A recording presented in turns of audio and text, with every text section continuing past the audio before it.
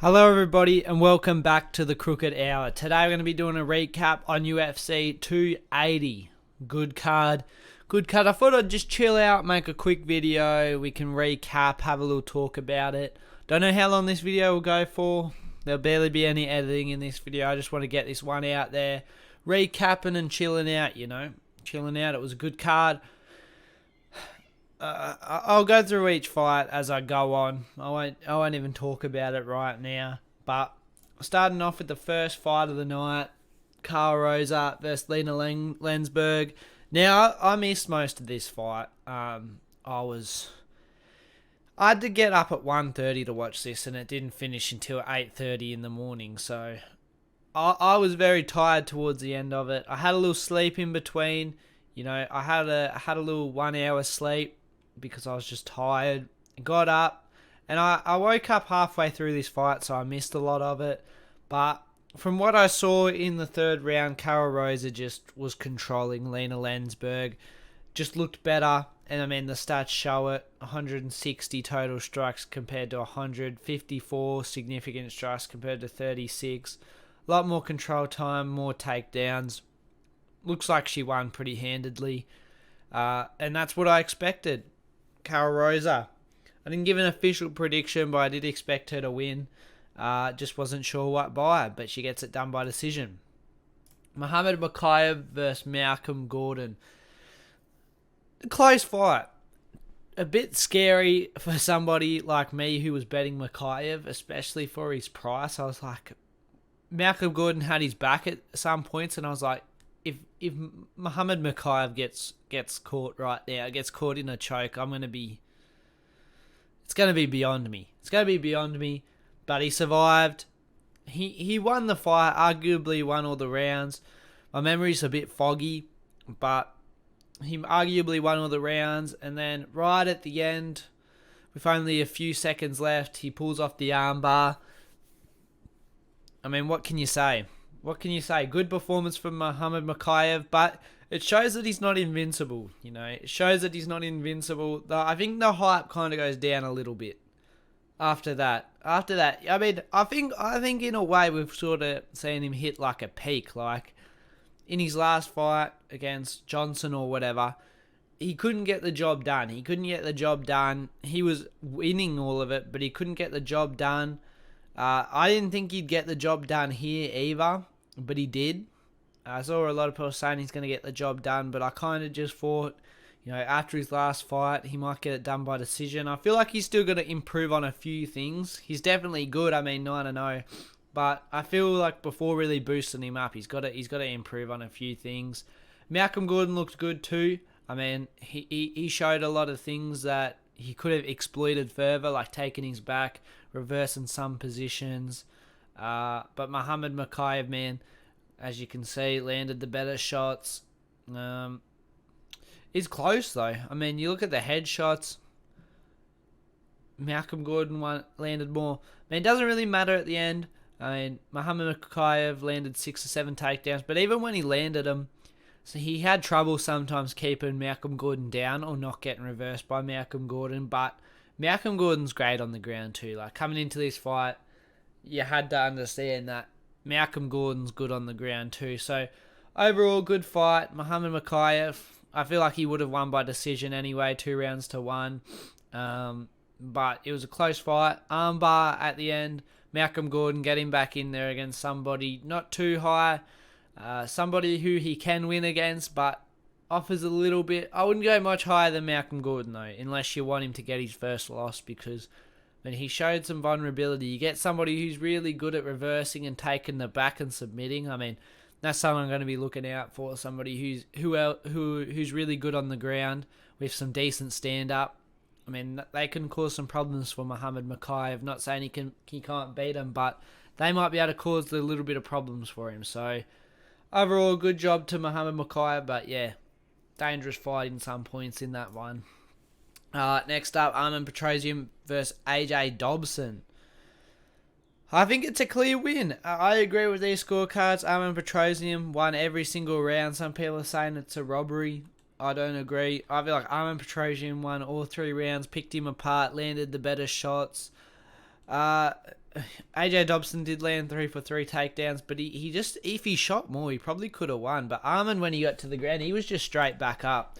So, I mean, the stats speak for itself. AJ Dobson did land more headshots, but then you compare the body shots and the leg shots. And people are saying the control time, but AJ Dobson has 50 seconds of control time in the entire fight. I feel like it was a clear win for Armen Petrosyan here. Armen Petrosyan, easy win. 3 rounds to none. AJ Dobson, I did think was a decent underdog coming into this one. Didn't bet on this fight at all, actually. But, you know, Armen Petrosyan gets it done. I feel like he's looked a lot better on the ground in this fight. I expect him to do big things, honestly. I feel like that's a nice win to pick up. He's 2-1 in the UFC. I feel like he can make that 3-1 if he gets a good opponent. Hopefully he doesn't get a hardcore wrestler. Hopefully he gets a striker, because I feel like he's going to have a lot of success against strikers. Next up, Nurmagomedov versus Omargadzhiev. Close fight, but I feel like Nurmagomedov won basically every round. Omargadzhiev looked a bit hesitant in my opinion, and then at the end he was just gassed and he's throwing these winging shots, and I mean, you compare the control time, I feel like it's a clear win. Yeah. There was one round I think I'd give to Omargadzhiev, but overall I just feel like Nurmagomedov got the better shots. I was kind of didn't watch this fight fully because I wasn't invested in this fight, but from what I saw, Nurmagomedov won this fight pretty clearly, and I feel like the stats show that. Next up, this is what I said in my rapid fire picks. This is where my main card started. So once this started, this is when I was fully invested, ready to go, ready to watch. By this time, it was like 3 in the morning. But we got Volkan Oezdemir versus Nikita Krylov. Nikita Krylov in that first round, man, he looked dusty. Like, the start of that first round, he looked dusty. I thought Volkan Oezdemir was just going to get it done. I had Nikita Krylov by KO. I forget what exactly it was, but I had him by KO. Had fight ends by KO. And neither of them hit because it went to decision. There was a lot of points here where Nikita Krylov could have finished Oezdemir, and as a bettor who was betting that, was frustrated. He hurt him, and he did the smart thing. He'd hurt him and then he'd go for the takedown. But as a bettor, I was hoping he'd hurt him and then keep punching him and get the KO. But I feel like he could have finished this fight, but he did the smarter thing. Oezdemir really had him hurt in the first round. I feel like that's something Nikita Krylov's got to be careful. I mean, if Volkan Oezdemir landed some more better shots in that first round, Nikita Krylov easily could have lost.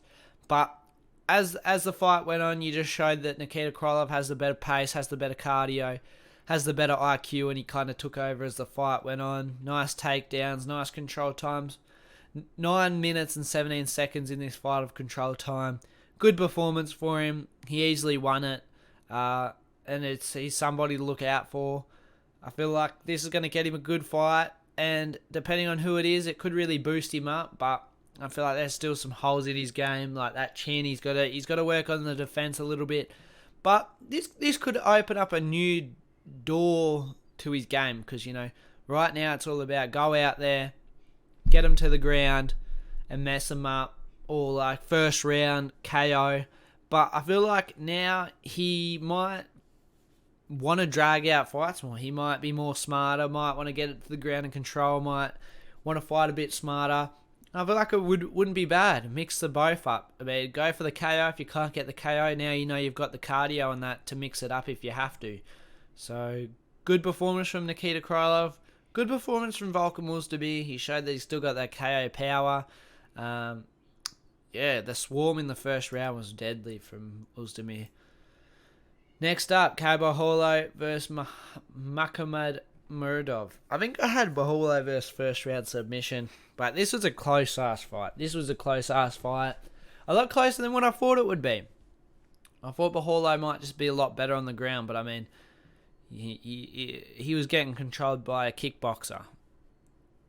I mean, look at the control, look at the takedowns, look at the strikes. I mean, overall, a really close fight. a really close fight. I feel like Borralho just did enough in each round to win it though. Although very close, very close. I'd probably give him all 3 rounds, but it was very close in each round. I mean, he went against a Russian wrestler and did better than this against a kickboxer. I don't know. I feel like a lot of fights tonight were affected by the nerves. I mean, even the last fight, Oezdemir versus Krylov, I feel like that was a lot affected by the nerves, and it's a big night. It's a big night to be fighting, and I feel like Nikita Krylov in that first round really had the nerves, and then he kind of settled it down, and I feel like that was a big play in a lot of fights here, the nerves. I feel like this was one where Borralho could have did better on the ground, but it was just the nerves. That's how I feel, but at the end of the day, both men put on a good performance, so I feel like it was a clear win for Borralho, but he just needs to fix some things up. I mean, I really thought he's going to be a big problem. I still do think he is, but it's kind of went a little bit down, you know. Kind of went a little bit down. I feel like give him a ranked guy, though. If he loses, he loses. I mean, he's got to get boosted up eventually. Give him a top guy. I don't even know what the rankings are looking like. Let me have a look.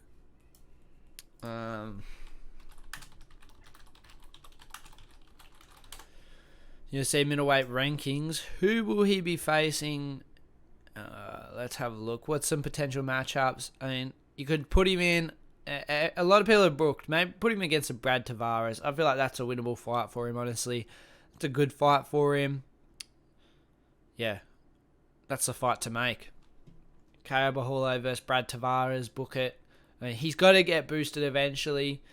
You need some new blood to the middleweight division, especially grapplers. You need grapplers in the middleweight division. Like, it's dry right now. Boost some more people in. Put him up against Brad Tavares. That's the fight to make. Next up, Belal Muhammad versus Sean Brady. Remember the fucking name is all I have to say. Remember the name. I picked Belal Muhammad by decision. I should have been just smart and picked him by KO. No, I was riding big on Belal. I thought he could get it done. Not like this, though. Not like this. I thought he would have been a lot more grappling heavy. I lot more grappling heavy, and I feel like I felt like he had the slightly better ground game than Sean Brady and would have been able to get it to the ground and just get it in guard or something and just rack up control time for 2 rounds. After the first round, I was like, alright, that went how I expected it to. I said I expected it to be on the ground. I expected it to be on the feet in the first round. Them kind of going back and forth on the feet. I did give Sean Brady the first round, but very close, very close. I feel like Belal had the volume, but Sean Brady had the better strikes, so judge it how you want. I probably gave Sean Brady the first round, though. Second round, also pretty close. Sean Brady was landing some nice hooks, but the pressure of Belal, man. The pressure of Belal. Why do I say man like an American? The pressure of Belal, man. But Belal, the pressure, really something he could implement in his fights in the future, like that striking style.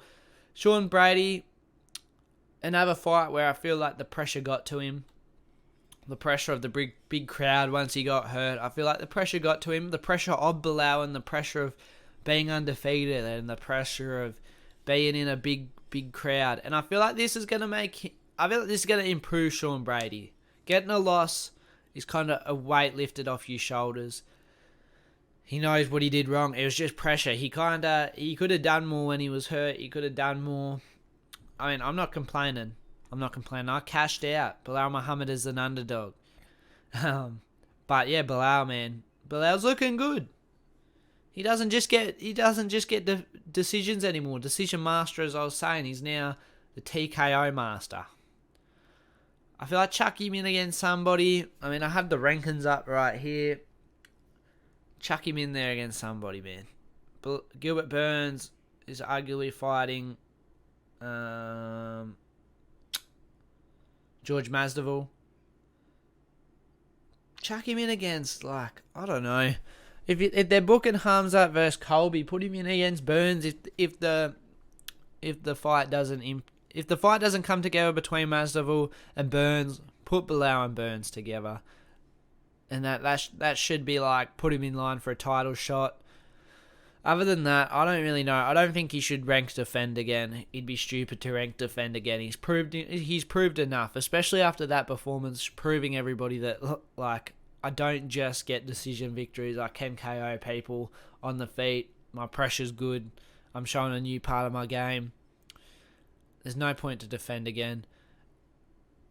Yeah, I feel like he just needs to go up now. Gilbert Burns, if the Masvidal fight doesn't come together, if not, maybe the winner of Colby Hamzat. Except I feel like that'll be a number one contender fight. Yeah, welterweight's in a weird place right now because you also got the Usman rematch. So, I don't know. I know. It's a shaky one. Just wait, Belal. If you're listening somehow with my 20 viewers, wait, see what comes your way. Fight with Burns, though, wouldn't be bad. Bad fight for Belal, though. But, I mean, Belal's always shocking me, so you never know. Belal could get that done. Next up, Caitlin Chookagian versus Manon Fiorot. I said Manon Fiorot by dust duration. I kind of overestimated her. It was a close fight. I was nervous. Caitlin Chookagian looked good. Manon Fiorot just landed the better shots as expected, but I kind of expected her to... I don't know why she wasn't throwing the body kick. I thought the body kick would be a big part of her game here. The body kick straight to the body. Especially their stances. I forget what it's called, but they're both like toe-to-toe. I can't think of what it's called. But I feel like body kicks from Fiorot, because she's got great body kicks. I feel like that would have really... Like, she could have got her body stats up. Could have got her leg stats up. She should just blast some more kicks. Maybe she was nervous about getting taken down or something. Like, I'm sure there was something that was deterring her from doing it. But I feel like it could have just gave her an edge in what was a close fight. But yeah, judges got it right. She landed the better shots. Good fight. Not a lot to say. She's now the number one contender.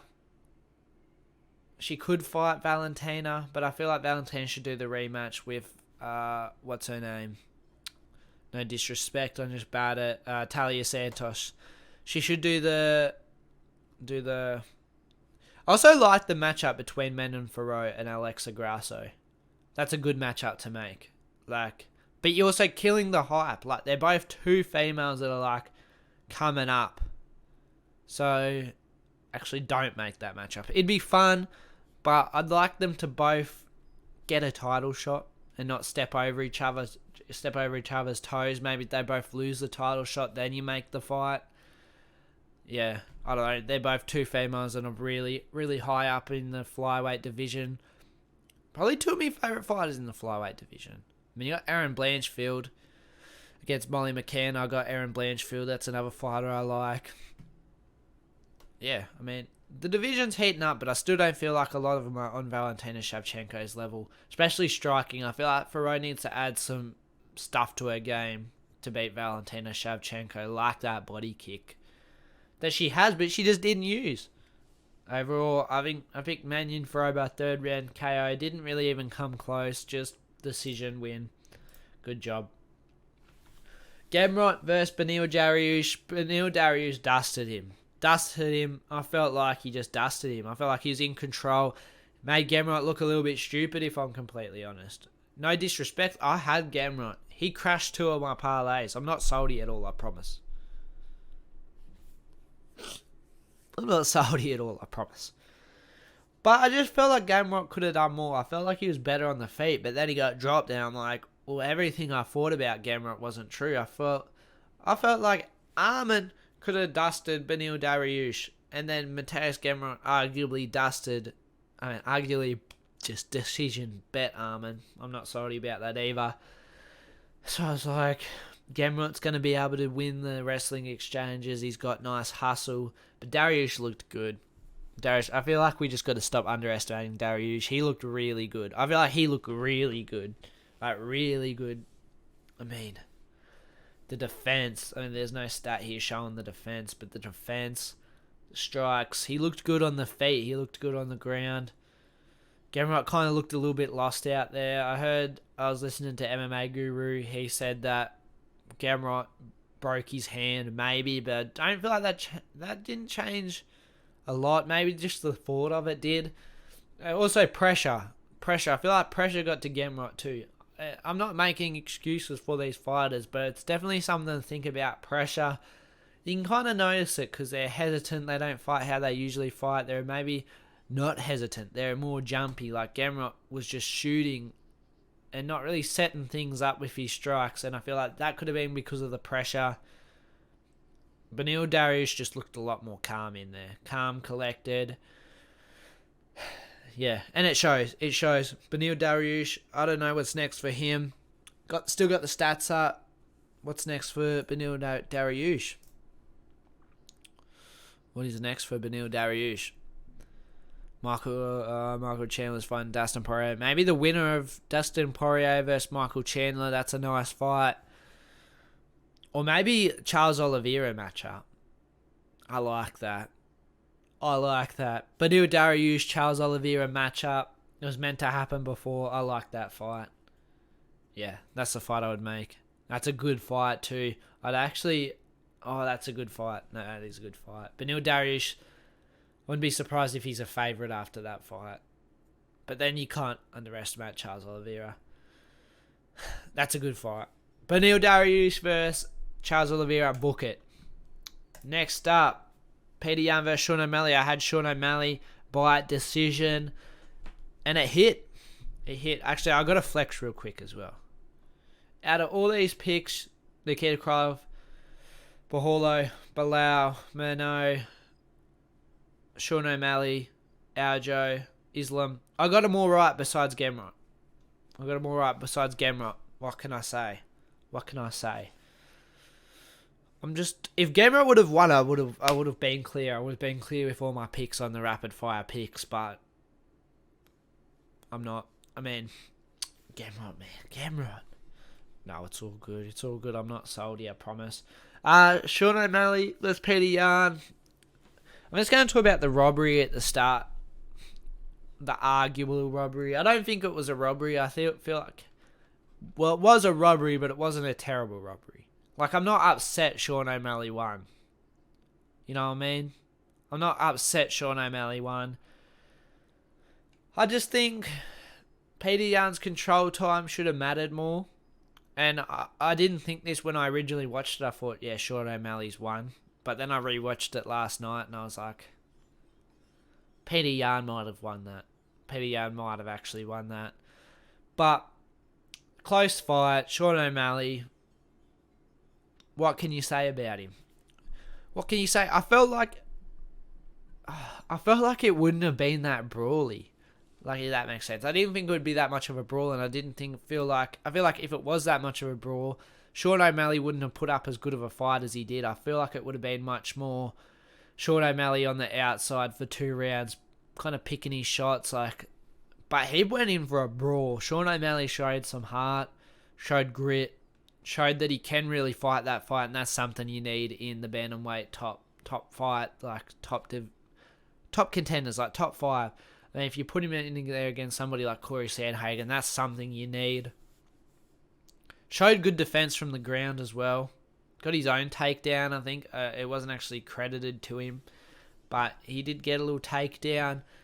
He showed like he was comfortable, fine under pressure, and he can brawl. Really like that performance from Sean O'Malley, even if he did win or didn't win.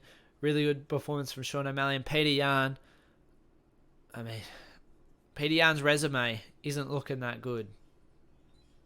I mean, how do I open this up? What have I done? I just want to open up Petr Yan. Oh, you look at his resume. As of recent, you've got Sean O'Malley lost, Sterling lost, Corey Sandhagen lost. And that was a DQ. But then you go down here, it's not bad. I mean, but then you just think, close fight to Sean O'Malley, whether he won or not, especially when people thought he was going to dust him. But I feel like it's not more Petr Yan's fault. I feel like Petr Yan just fought how he always fought, but Sean O'Malley just looked good. I really want to see... I'm going to be selfish because I'm a big fan of Cheeto Vera. I want to see Cheeto Vera versus Sterling. If I book that and book Sean O'Malley versus somebody. I was going to say book Cheeto and Sean O'Malley, but I just, selfishly, I want to see Sterling versus Cheeto. Just because I feel like that's a good matchup for Cheeto. And then if Cheeto gets the belt, Sean O'Malley versus Cheeto, the rematch.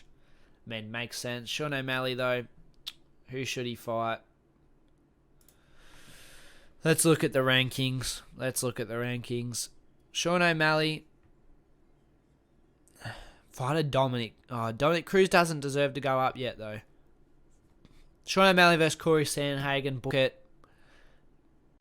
Cheeto Vera versus Sterling. And Petr Yan versus Muradov. Book it. Makes sense. Overall, good performance from Sean O'Malley. Good performance from Petr Yan. I feel like I just showed that Sean O'Malley's that good. He's that good. And credit to him. I thought he would be good.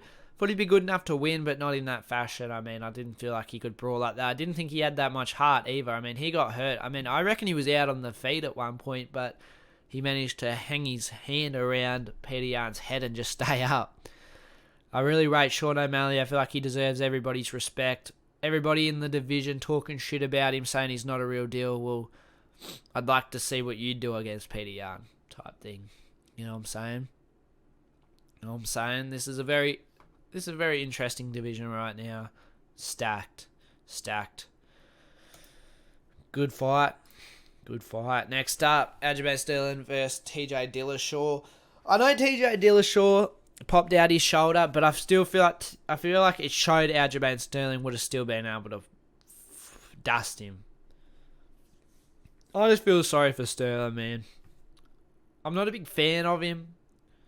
Like, I don't mind him, but then he does stupid shit like doing the L dance and that after he gets his belt. And it's like, do you want people to like you or do you want people to dislike you type thing? It's like, bro, what do you want? Because I like him.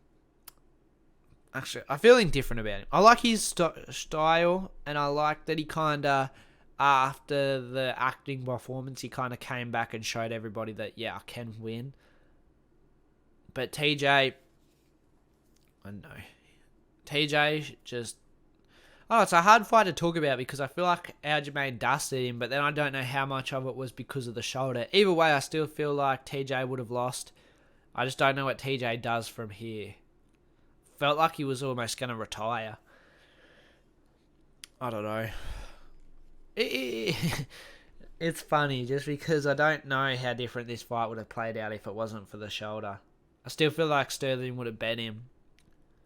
Maybe just a little bit later on, like fourth round submission or something, which was my pick. I think I said third round submission, but I do feel like fourth round submission would have been how he would have won if TJ Dillashaw had the better shoulder. But I feel like TJ Dillashaw's stand-up would have caused Sterling some problems, but I feel like on the ground he might have been equally as dominant as he was in this fight at certain points, if you get what I'm saying.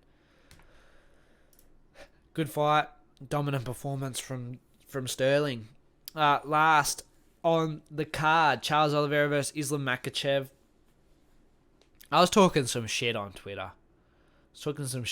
Just because it did piss me off a little bit. And this isn't nothing against you Charles Oliveira fans, but I just did not understand how you Charles Oliveira fans were talking about such a big game for Charles Oliveira. Like, it's a cool story, and I think I understand if you're doing it just to hype. Like, if you didn't actually believe it, but you're like hyping, similar to what I do with Belal Muhammad. But I feel like some of you guys really believed that he was just going to dust Islam Makhachev. I don't know where that came from. I kind of felt like it was going to go how it went, but I feel like Islam, I was just nervous every time Islam went to the ground with Charles because I felt like Charles still equally could have pulled something off. And you guys really underestimated Makhachev's game. I mean, you listened to my rapid fire picks and I said Islam Makhachev's stand-up is underrated. He's got nice stand-up. I did feel like Charles was a little bit hesitant on the stand-up. I don't know if it was because of the pressure. I don't feel like Charles Oliveira is a guy who gets pressured though. But I feel like it might have been because of like sounds stupid, but he did just get his eyes redone. And I feel like he might have wanted to go with a more strategic game plan than wild. And we're so used to him going wild and putting himself into danger. And he might have wanted to fight a more smart paced fight in this fight. But I feel like it just didn't go in his direction. It kind of didn't work for him. And I feel like Islam was a guy who wasn't scared to go to the ground with him, so he couldn't really use that against the opponent like he's used to using. So Islam just went to the ground, got the better of the striking exchanges, dropped Charles Oliveira, and got the arm triangle. It's kind of went how I expected it to go, except I kind of expected it to go in the later rounds. I felt like Charles could have held it off the ground attacks a little bit more, just by threatening submissions and moving. And I also thought he'd give a little bit more trouble on the feet, like just with his pressure, but he wasn't as pressured in this fight. I feel like he wanted to go for a more smart game plan, kind of show that he can fight smart, but yeah, it worked against him. But either way, even if he did pressure, I still feel like it mightn't have worked for him. Islam Makhachev just is that guy, and I do believe that. I feel like he's going to be a champion for a long time, unless he fights Alexander Volkanovski. I've got Alexander Volkanovski straight up. Got to back the Australian. And also, I feel like his style just causes Islam Makhachev a lot of problems. It's going to be a great matchup. On the feet, Alexander Volkanovski is way better. But on the ground, Islam Makhachev has an advantage. But Alexander Volkanovski is great on the ground as well, and I feel like him being small on the ground is gonna be an advantage with him. Like being the shorter, more stockier guy, I feel like it's gonna be hard to get in his guard, hard to cause him problems. He's just gonna be able to defend takedowns. But then I look back at his fight, at Alexander Volkanovski's fight against what's his name? Bad at remembering names. My bad. Let me quickly look.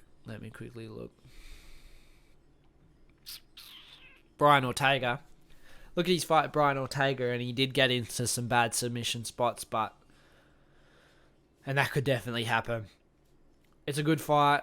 Overall, Charles Oliveira, he'll be back. Beneil Dariush versus Charles Oliveira, book it as soon as possible. Charles Oliveira barely took any damage. Neither did Beneil Dariush, book it. That's a good fight. That'll put one of them on track to a title. Like Charles Oliveira, if he wins that fight, and then say Alexander Volkanovski becomes double champ, you could easily book Charles Oliveira versus Alexander Volkanovski. Easily. But if Islam Makhachev does beat Alexander Volkanovski, then you got like, maybe Charles Oliveira's got to beat Beneil Dariush and then beat somebody else. It's interesting. Overall, good card, solid card. I really like this card. I mean, it was a little bit boring up until Beneil Dariush versus Sean Brady. But Nikita Krylov versus Volkan Oezdemir was interesting at the start, but then it kind of slowed down. All the fights, I was thinking this, all the fights kind of looked the same up until Sean Brady versus Beneil Dariush, and then there was kind of a shift, and it's funny because you wouldn't expect Belal Muhammad versus Sean Brady, sorry. Up until Belal Muhammad versus Sean Brady, it was kind of boring. Like, all the fights were looking the same, ground game, heavy pressure kind of type thing, and you wouldn't expect the Belal Muhammad versus Sean Brady fight to be the one to kind of pop it off, and then you had Fiorot versus Chookagian, which is what a female fight when there's two good strikers is going to look like. Then it kind of just popped up after that. Interesting fight after interesting fight, in my opinion. Overall, good card. Could have been better. Could have been better for the hype. I feel like people just had massive expectations for this fight, for this card. So when it kind of didn't exactly live up to that, people were kind of disappointed. But overall, it was still a good card. It kind of went how I expected. Islam Makhachev with the win. Aljo with the win. That fight didn't go how I thought it would. Man, overall, good card. I thought I'd just do a recap. I want to do this more long-form content. I just want to get better at doing it as well. Like right now, I'm kind of losing my head. I don't know how people talk for so long and stay on track. But I like this long form content. I hope to get more of it out. Yeah, good card. Hope you enjoyed this recap. Hope you enjoyed the card. As always, let me know what you think. And as always, guys, have a good one.